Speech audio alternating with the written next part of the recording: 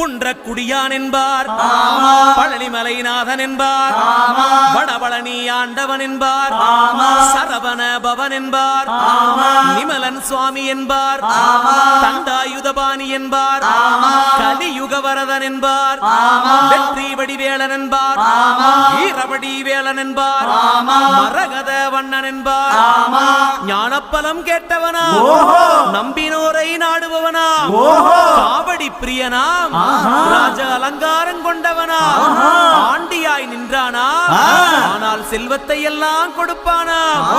அப்படிப்பட்ட முருகனவன் ரொம்ப ரொம்ப சின்னவனா சுவாமி. சின்ன சின்ன